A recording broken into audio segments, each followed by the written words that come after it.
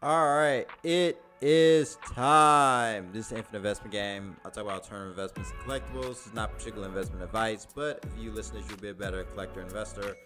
And yeah, please like, comment, and subscribe. And yeah, we're gonna have some problems here. So, if you don't know, um, the sports card market is just ridiculous at the moment right now. Like people, this is what's gonna happen in the next 2 to 3 years, maybe 5 years in the sports card market. Things are going to slowly but surely. You're gonna see more and more negative information comes out. There is still gonna be some all-time sales, when it comes to basketball, football, baseball, vintage stuff mostly, and some chase cards. They're gonna do some nice chase triple logo mans, I don't know, triple autos, whatever. They're gonna do stuff to get people involved and get some people to spend some money. But overall, the sports card market is going to show a lot of scams are going to be exposed. More people are going to get scammed. And anything that people said that was safe is going to get exposed. What do I mean by that? People talk about sealed wax. Oh, sealed wax is safe. That's the safest investment you can possibly get. Especially, buy 86 Fleer or buy, vintage sealed wax. And if you're really smart about it, buy from reputable sites, Golden Heritage. Be careful with buying it from eBay, but buy from a reputable site. Okay. And also, if it's nice, have it authenticated. What is it? BBC authenticated? Okay, cool. Like this information from the 1986 Fleer box. Yeah, it was authentic. It was actual box, but it was tampered with. Packs were removed and replaced. And then also, you have this rumor that people maybe had a complete set. The grades weren't that great. They cracked it and then remade the box.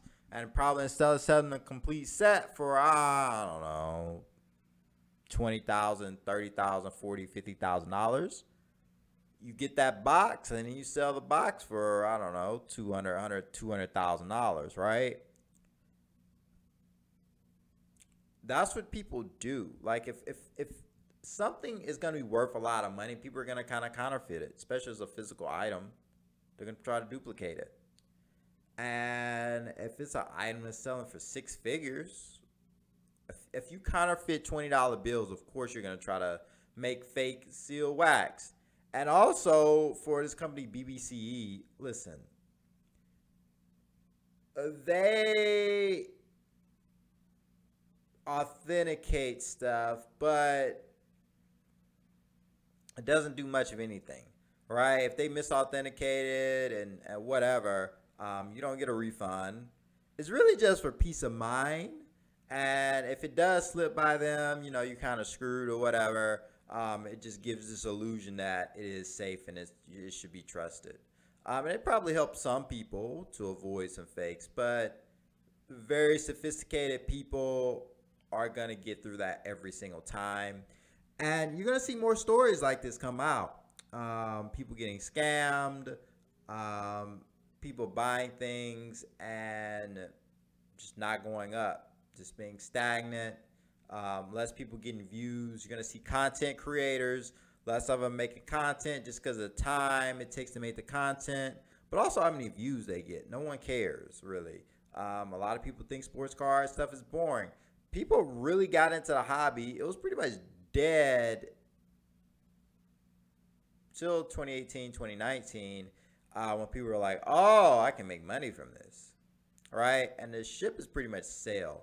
All the easy opportunities are dead, and you really have to put in a lot of work. And a lot of people can do other things. Some people can be doctors. Some people can go to college, do something in STEM. Like, people can do other things to make money and make a lot more money and have maybe more enjoyment out of that and just better opportunities in sports cards. And they can be involved in the hobby, but that doesn't mean they need to be making content. That doesn't mean they should be trying to flip or even do much investing. Buy some things that they like, maybe they believe in, and keep it at that. And then just network and hang out with people. But like as like this is a main source of income, people aren't taking that seriously. And depending on like how much time you put into this, and this is the reason why sports cars in the past haven't been so great or crazy or whatever. This is why people are getting into speculative investments, and that's why stocks and real estate has generally been better options. And also, you have competition between crypto too. So that's something else to keep in mind that people aren't really thinking about. Crypto is another competitor that you have to worry about. And you're just going to see over time, slowly but surely, more people going to drop out of the hobby. More content creators going to drop out. Less people going to shows. Less people willing to pay for cars at comps. And if they're going to buy something, it's going to be much below comps. Less likely to hear people overpay. You're going to have all this stuff. Less likely to deal with shield bidders and all this other stuff. These are the kind of things that I think people need to keep in mind. Other things that are really, I think, getting to me is a lot of people saying, oh, I'm going to invest and have this stuff in my PC. Realize that, the cars they're spending is just going to be an expense. And even if you're trying to sell or, flip or invest, like as soon as you buy it and it's worth a lot less, that's going to deter people. And yeah, Fanatics is not going to say the sports car. I'm sorry. Fanatics is going to line their pockets and make sure they make a lot of money. They'll have a few chase cards and maybe a few people get lucky. But most of those people, even the people who do get lucky, they probably spent more money than they gain from the sports card market. They're better off doing another kind of investment. Yeah, and I think the sports card investor probably continue to do very well. Card collector too. Some other people like that have established themselves, but some of these people who are very successful have been successful in other businesses, and they can take that risk. They can blow $100,000, $200,000 on stuff or even time because they've already made their career. If they made enough money, they could like leave their career whenever they want to. So yeah, that's really the problem that's going on here. And you're just gonna see a tight squeeze. You're gonna see a tighter and tighter and tighter squeeze, and then this whole thing is gonna kind of go up in flames. And people are going to be looking for other ways to make money that's going to be better and more practical.